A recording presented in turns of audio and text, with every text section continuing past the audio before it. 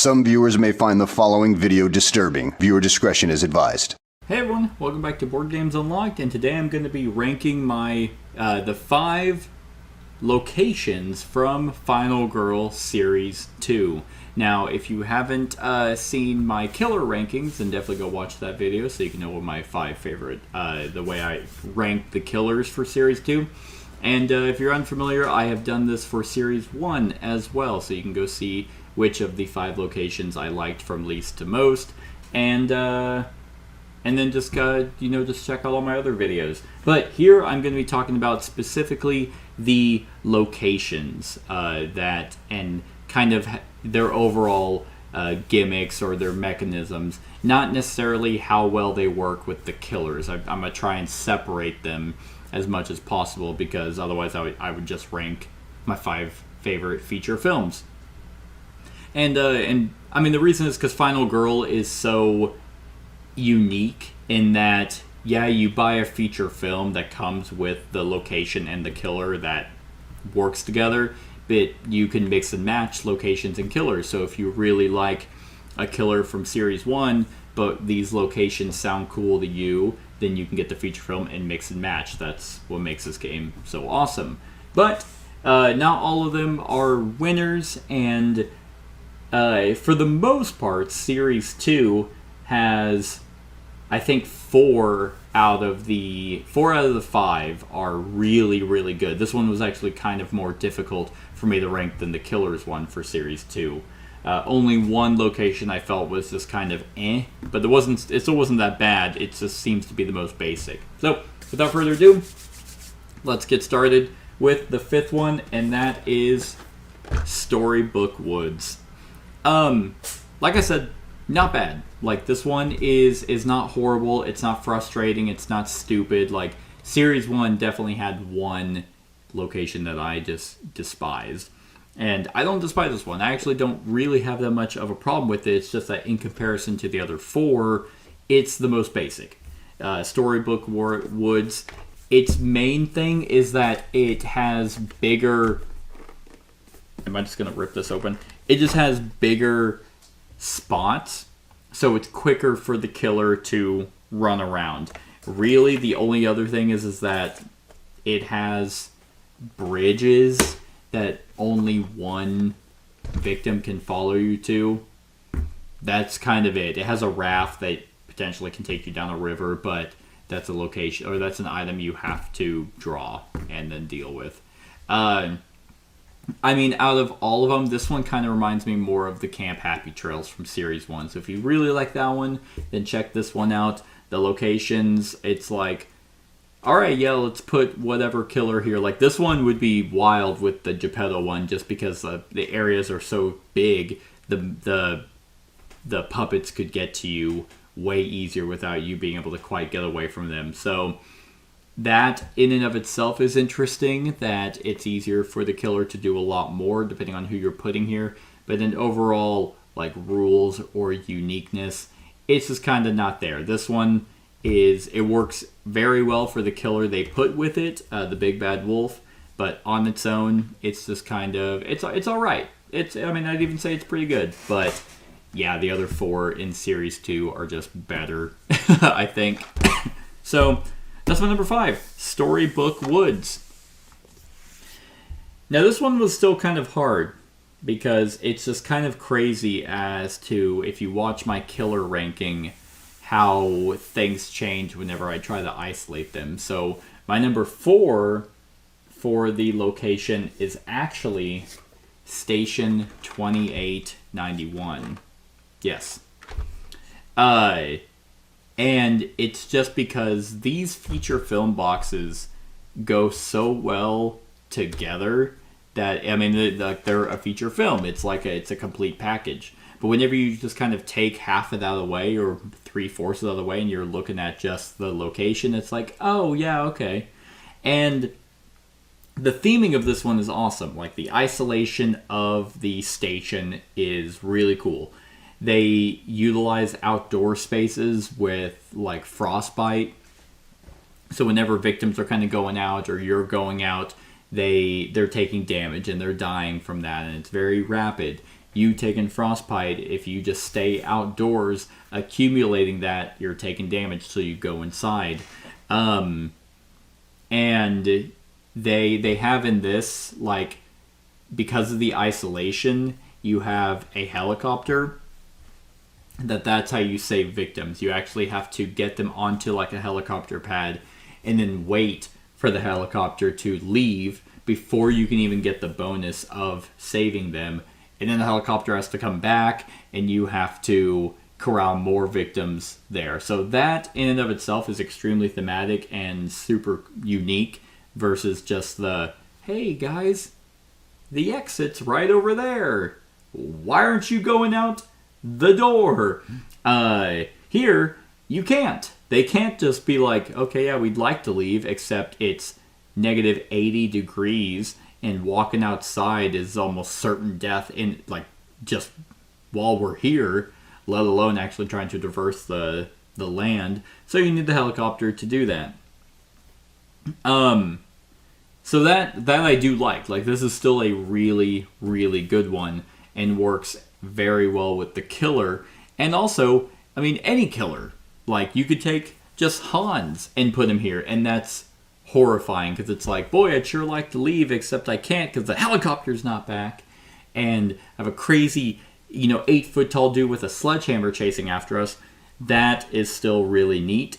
But it's also still very basic, or at least that's kind of how it's not basic, but it's just like, well, you have the helicopter gimmick and then you have the frostbite, so still really cool, but it's not like whoa.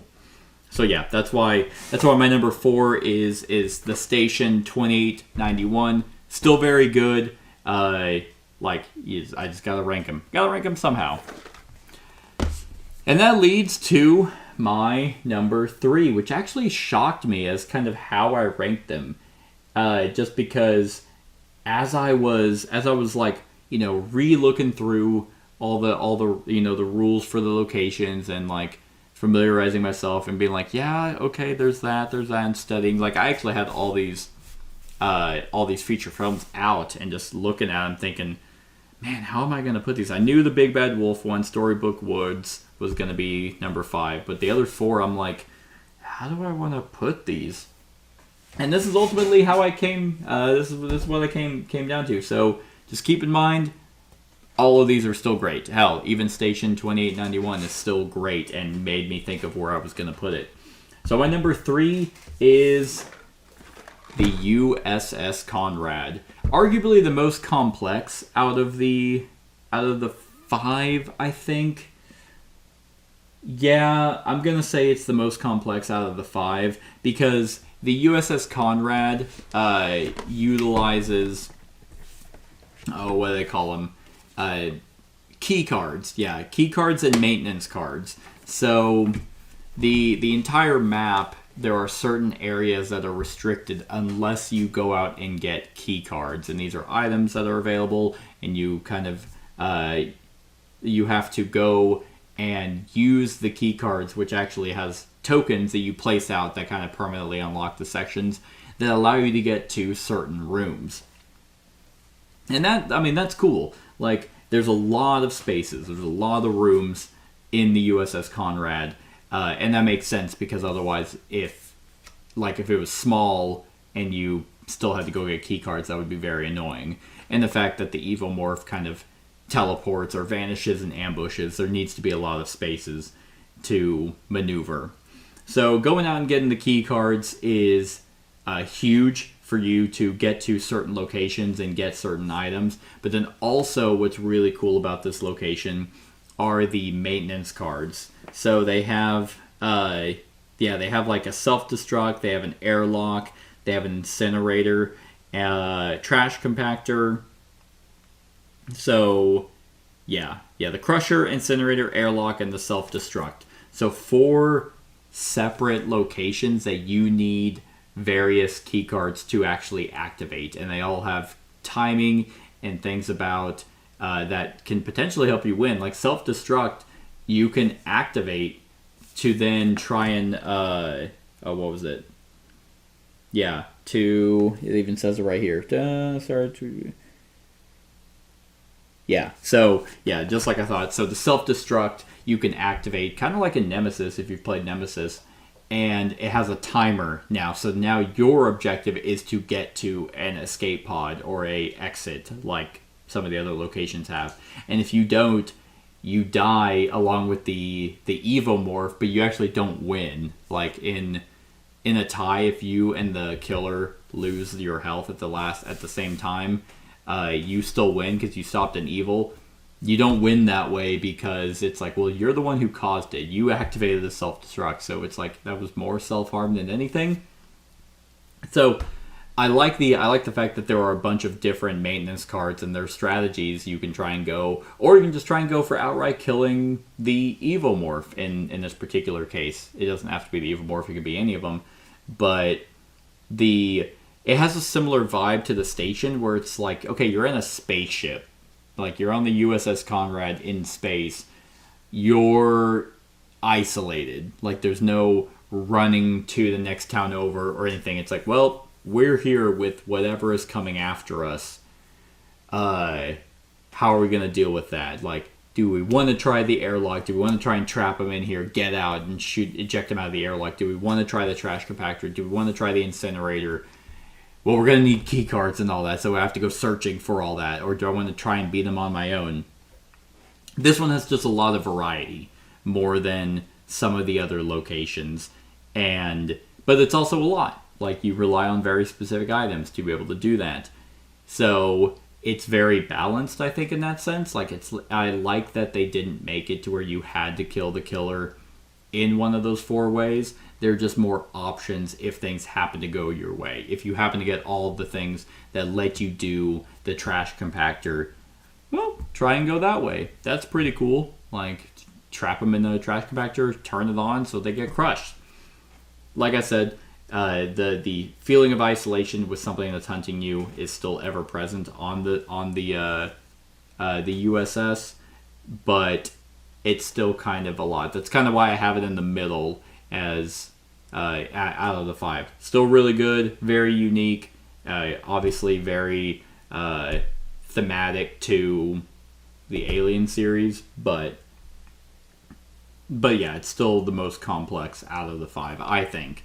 So yeah, that is my number 3, the USS Conrad. Now I can put the rules back. Right there. And now that brings us to my number 2, which surprised me a lot, again, because I really like Series 2.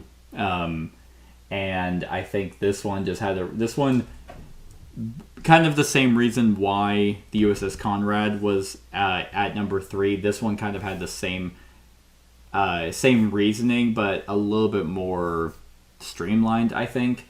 So my number 2 is Wolf Asylum.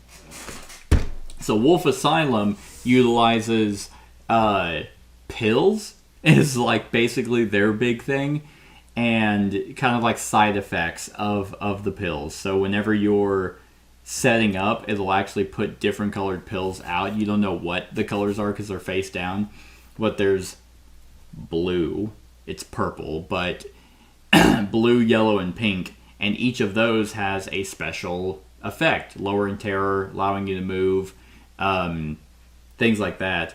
And they also have a bunch of different combinations. So whenever you pick up these pills, you just go in, it takes the time to grab them. They go into your pool, like it's not in your backpack or anything. And at any time on your action, you can take them and get the benefit for it. So if you get a bunch of pills, you can do any wacky number of combinations. Like, you can take them all individually. If you have 3 blue, you can take them all to move 3 spaces. You can also combine them in sets of 2 or 3. So it's like, okay, if I take a pink and a yellow, I'm going to get this effect. However, you have to draw side effect cards. And a lot of the cards in the side effect deck are normal. There's no side effect. But the ones that aren't are extremely detrimental. Like, so if you're having to draw 2, it's like, okay, here's a normal one. Oh no, here's the one that makes me discard 2 terror cards, which obviously causes the epic card to become more closer to being drawn. Granted, you never get like the really harsh cards. It always tells you to stop drawing. So I like that feeling. It kind of has a similar vibe to the the scanning or the testing of the organism, where it's like, oh, okay, like, oh man, I really hope you're not infected. Here, it's like, man, I really hope there's not a really bad side effect for taking these 2 pills. But also, if you get one of each color, you can take all 3 of those to get an amped card, which is like this really powerful special ability that just stays with you for the remainder of the game. Like, one of them is you get to ignore all minor powers and dark powers. That's huge, because a lot of those suck ass. If you're just like, yeah, no, doesn't even affect me because I am so high right now. I just like that. I like the fact that you're kind of out hunting for pills to use to get special effects. That's really the main gimmick of Wolf Asylum are those pill effects. But the variation that you get from them, I just find to be extremely fun. Like, putting a lot of other killers in Wolf Asylum and just seeing, how the different pill effects are gonna benefit you against them. It's really one of the few location like things that almost has no negative. Like, it's just like, yeah, I'm just gonna, dude, like Dr. Fright, you're not scary anymore, man, because I have taken so many drugs. I just like that overall aesthetic and that theme. It also includes a feature called Stunned that is not really in a lot of other stuff, but Stunned basically means you just stop them from moving. And if you can stop the killer or their minions or anything from moving, that can be huge. If you're able to just outright stun them, like from a distance with like a tranq gun, you just stun them and then you're like, no, I'm going to go save a bunch of victims and level up and come back to whoop your ass while you're still drooling on the ground. It's only 2 things being added, but those 2 things I think are just incredibly fun to do. So that's my number 2, the Wolf Asylum. And because there are only 5, you can probably guess, unless you're unfamiliar with Series 2 in any way, what my number 1 is, which also very much surprised me, and that is Wingard Cottage. Wingard? Wingard. It's like, it's sounding weird in my mouth. Wingard Cottage, which is this house out in the boonies, but this one kind of similar to the Wolf Asylum, just added such a simple yet satisfying mechanism, which is crafting. Like, out of all of the 5, hell, even the 10, I don't think there's anything that has to do with crafting. It's very minimalistic, but that's kind of what Final Girl is, relying heavily on theme. But you're going to various locations to gather certain types of components that cost time to get, and then you have a certain number of craftable items that you can get the components for to then craft, and now you have a very unique weapon or item that you can't go find. On top of going out and finding items, like the one in my run through, I had to get every single item and spend 4 time to craft. And because time is so valuable, without time to be able to get you cards you need to fend off the killer and everything that they're doing, if you're spending time picking up resources and then crafting stuff, you're not really prepping for the next round. You're almost prepping for the round after that. So you're kind of giving them almost 2 full rounds of stuff to do. I really like that decision making. Like, one of the items that you can craft is called the Obliterator, that just requires 1 of everything and 4 time to craft. You only have 6 time by default, so that's a majority of your time. but you are consciously making that decision. Instead of being super reliant on what the item card is that's face up, or getting a really good search to kind of like mill through the deck, you can see all those. It's not like it's a new craftable thing and it's the top card. You can see the 4 cards that are face up and be like, which one of these 4 do I want? Well, based off what the enemy's doing, that's going to be very difficult to get that type of resource. Oh, but I found a knife and I have wood. I think I will craft this spear that you can just do. It's going to cost me 2 time to craft this spear, but I got the knife and the wood, so now I have this special unique weapon. I think that's super awesome. I also like the fact that it isn't just crafting components. Some of them do require you to have other items, so you do have to go search. It's not just, well, no need to really ever get items. I'll just get the crafting components. You have variety and variation, that what you're going to craft and when you're going to craft it is going to be dependent on the killer that you're facing up against. Yeah, I mean, in terms of theme, like, it just kind of has that almost Dead Rising, just haptic, whatever's running at you or coming at you, you're just haphazardly getting items together to hopefully fend off the killer. It was satisfying to me. Like, I enjoyed that system a lot in Wingard Cottage. So that's why it was my number 1. But again, unlike the killers, that almost was like, it was pretty much obvious to me a little bit on where I was going to put, from 5 to 1. The locations, they're I mean, 4 of them are just fantastic. And the 5th one, the Storybook Woods, isn't bad. It's just in comparison with Station 2849, USS Conrad, Wolf Asylum, and Wingard Cottage. Those are just amazing. So overall, Series 2 is amazing. Like, Final Girl is, I'm not necessarily a solo player, but Final Girl is just so good. And being able to take Wingard Cottage and its crafting system and going up against Inkinyamba, cool.